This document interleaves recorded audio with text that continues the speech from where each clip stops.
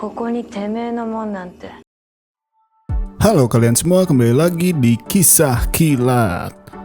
Pada video kali ini kita akan mengabulkan salah satu request dari penonton kita setia, yaitu kelanjutan dari Tokyo Ghoul Season 2. Yang belum menonton series yang sebelumnya, link sudah tersedia di pojok kanan atas dan di deskripsi. Tentunya biar kalian bisa lebih mudah memahami alur ceritanya. Bagi kalian yang ingin merequest juga, silahkan tinggalkan requestan kalian di kolom komentar. Tanpa lama lagi, siapkan segera posisi ternyaman Anda dan ini dia alur cerita film Tokyo Ghoul Season 2.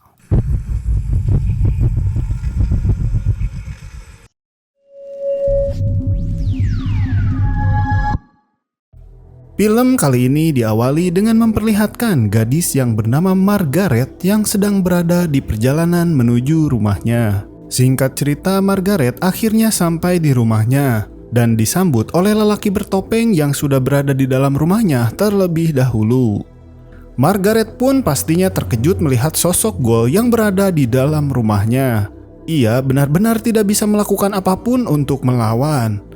Tak lama kemudian, Gourmet pun langsung mencongkel kedua mata Margaret karena ia merasa bahwa Margaret memiliki mata yang indah dan kemudian menyantapnya.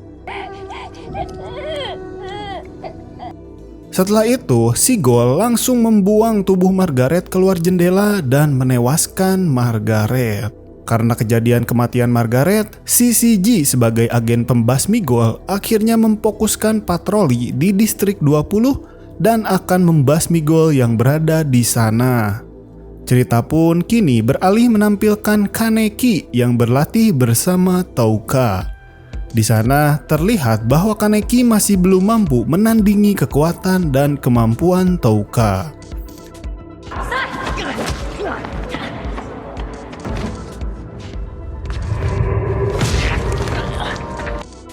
Kaneki juga belum bisa mengontrol Kagune miliknya secara sempurna. Keesokan harinya terlihat Kaneki dan Touka yang berada di sekolah seperti biasa. Namun Touka tampak berbeda. Ia menolak makanan dari sahabatnya yang bernama Yuriko dan meminta Yuriko untuk tidak berteman dengannya lagi. Di sana terlihat Touka sepertinya tak ingin Yuriko mengetahui identitas dirinya sebagai ghoul pemangsa manusia. Di tempat lainnya, Uta terlihat datang ke sebuah bar.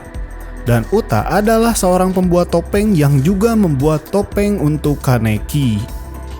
Uta lantas duduk bersama seorang wanita. Wanita tersebut berkata bahwa ia ingin bertemu dengan Kaneki dan meminta Uta untuk membawanya. Di sisi lain, seperti biasa, terlihat Touka dan Kaneki yang bekerja di kafe Anteiku. Tak lama kemudian, muncullah Tsukiyama di kafe tersebut. Tsukiyama di sana mencium aroma yang sangat menarik dari tubuh Kaneki yang belum mengetahui bahwa Kaneki adalah setengah ghoul dan setengah manusia. Tsukiyama memang sering berkunjung ke kafe Anteiku. Itu sebabnya ia sudah kenal dengan Touka dan pegawai lainnya. Dan di sana terlihat jelas bahwa Tsukiyama tertarik dengan tubuh Kaneki. Touka meminta Tsukiyama untuk pergi dan memperingati Kaneki untuk menjauhinya. Dan kemudian keesokan harinya ketika sedang membaca buku seperti biasa, Tsukiyama tiba-tiba datang dan menghampiri Kaneki. Ia kemudian memperkenalkan dirinya pada Kaneki. Tsukiyama membicarakan tentang kesukaannya pada buku sama seperti Kaneki. Ia mengatakan hal itu hanya untuk mendekati Kaneki dan berencana menjadikannya sebagai makanan Tsukiyama. Tsukiyama di sana berhasil membuat Kaneki percaya. Ia pun menjebak Kaneki dengan menawarkannya untuk bertemu seorang yang menyukai buku sepertinya. Setelah itu, Kaneki akhirnya pulang dan melihat Yomo yang sudah menunggu di depan sekolahnya. Yomo pun mengajak Kaneki untuk pergi ke bar para ghoul yang sudah diperlihatkan di awal film. Setelah sampai di bar, Yomo memperkenalkan Kaneki dengan Hitori. Hitori adalah wanita yang bersama Uta waktu itu. Hitori lalu berkata bahwa ia mengetahui kejadian sebenarnya di balik kecelakaan yang dialami Kaneki, yang di hari itu menewaskan Rize dan mengubahnya menjadi ghoul.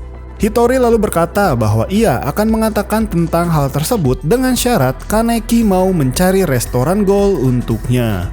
Keesokan harinya, Kaneki akhirnya bertemu dengan Sukiyama. Tapi di sana, dengan sengaja Sukiyama menggores tangan Kaneki dan membuatnya terluka.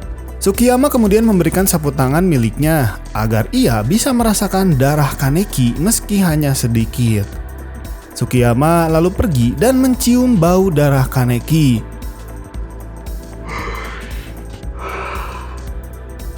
Ia sangat terkejut dengan bau darah Kaneki yang sangat berbeda dengan darah lainnya. Di sana Sukiyama benar-benar tergila-gila dengan darah Kaneki dan tidak sabar untuk menjadikan mangsanya. Setelah itu Sukiyama lalu mengajak Kaneki untuk makan di restoran favoritnya. Di balik semua itu, Sukiyama berencana untuk menjadikan Kaneki sebagai hidangan bagi para Ghoul yang berada di dalam restoran tersebut. Kaneki yang baru saja menyadari hal tersebut mencoba sekuat tenaga untuk kabur. Sedangkan para Ghoul lain yang mencium bau darah Kaneki dari sapu tangan Sukiyama menjadi menggila. Sesaat sebelum dibunuh, secara tiba-tiba datanglah pasukan Shishiji yang dipimpin oleh Amon dan membuat kekacauan yang sangat besar.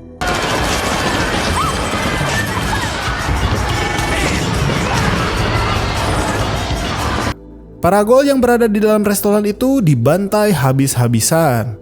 Kaneki lalu memanfaatkan kekacauan tersebut untuk kabur dan menyelamatkan diri.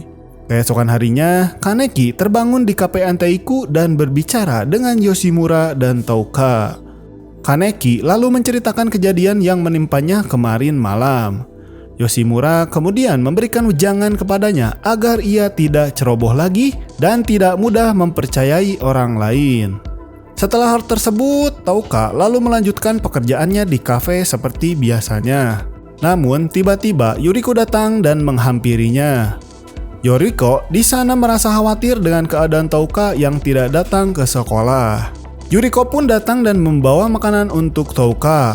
Touka lantas membuang makanan yang hendak diberikan oleh Yuriko. Yuriko yang sangat sedih lantas langsung pergi dari kafe Anteiku.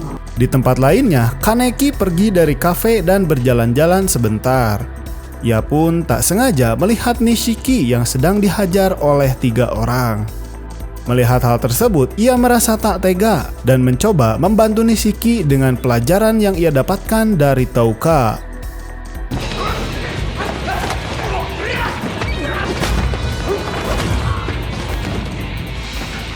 Hingga akhirnya bisa mengalahkan ketiga orang tersebut.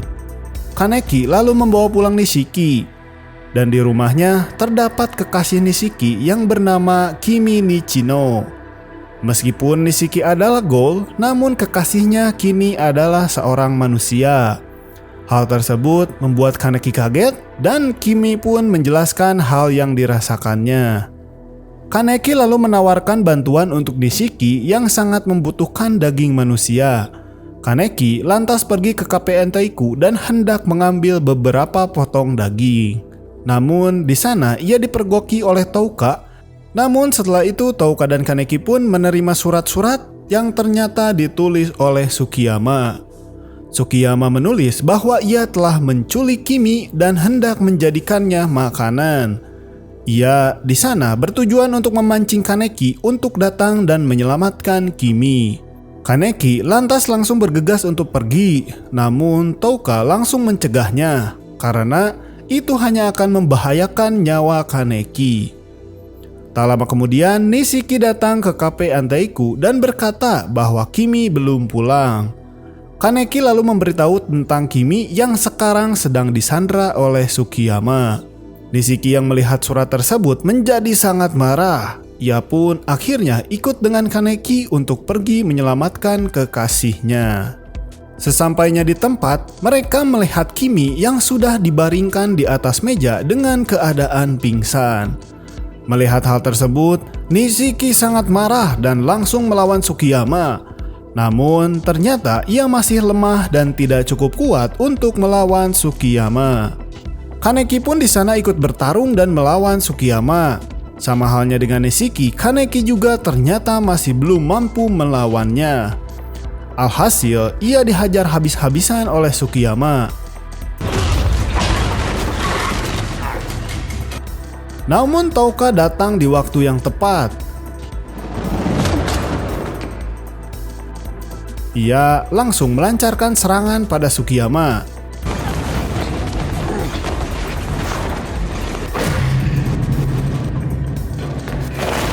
Dan terlihat bahwa Touka cukup bisa melawan Sukiyama. Kaneki di sana lantas bangkit dan ikut bertarung melawan Sukiyama. Duel ini berubah menjadi 2 lawan 1. Pertarungan pun terjadi.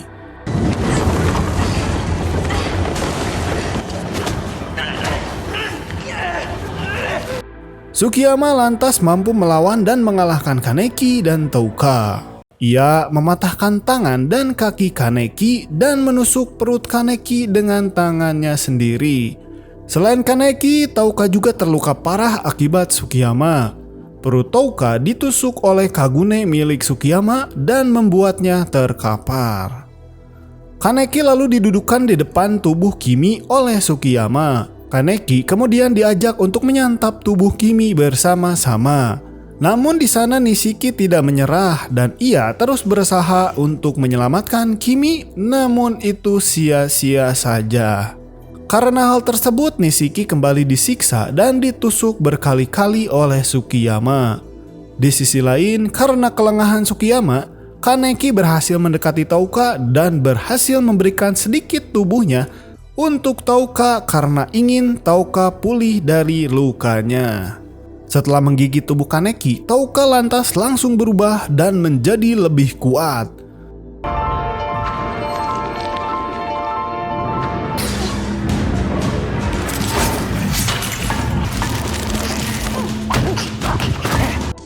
Serangan demi serangan dilancarkan oleh mereka berdua. Karena serangan Touka, Sukiyama lantas mendekati Kimi dan hendak memakannya. Namun dengan cepat, Kagune Kaneki berhasil menghentikannya. Kaneki akhirnya mampu mengendalikan Kagune miliknya dan melancarkan beberapa serangan kepada Sukiyama. Touka juga di sana bergabung dan memberikan serangan terakhir kepada Sukiyama. Hingga akhirnya Sukiyama pun tewas.